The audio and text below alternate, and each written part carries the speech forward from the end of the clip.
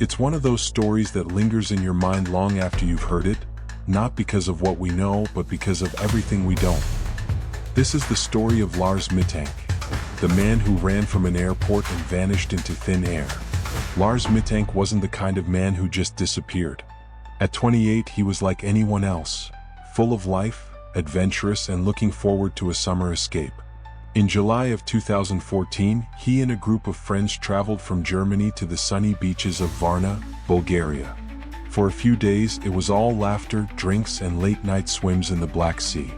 But that peace didn't last long. One night, Lars got into an argument with a group of local football fans over a sports rivalry.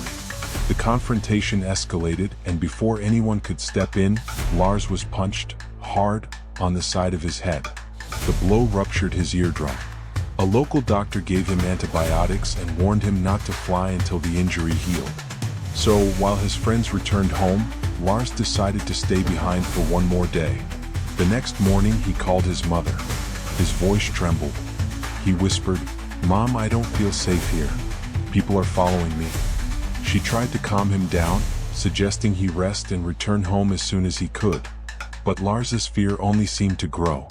At the hotel, surveillance footage showed him pacing through the halls, peeking through the windows, and hiding in the elevator, as if someone was after him. Then, in the middle of the night, he rushed out of the hotel, leaving behind some of his belongings, and took a taxi straight to the airport. By the time he arrived at Varna Airport, he looked exhausted but calmer. He even texted his mother, telling her he was about to see the airport doctor before boarding his flight.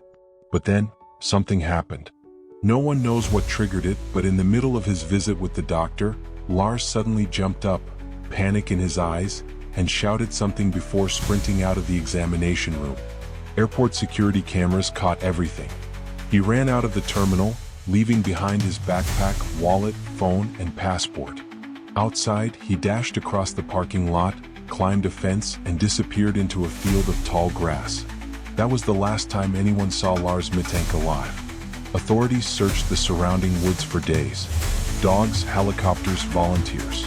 Nothing. Not a single piece of clothing, not a trace of DNA, not a clue. His mother, Sandra, has never stopped searching. She still believes her son might be alive somewhere, lost or afraid, unable to reach out. But to this day, no one knows what made Lars run, or what happened after he vanished into the Bulgarian countryside. Some say he suffered a psychotic breakdown triggered by head trauma or a reaction to his antibiotics. Others believe he really was being followed, perhaps, by the men who attacked him. And then there are those who think Lars chose to disappear, on purpose. Whatever the truth may be, one fact remains. A healthy young man walked into an airport and simply vanished. What makes a man run from safety into the dark forever?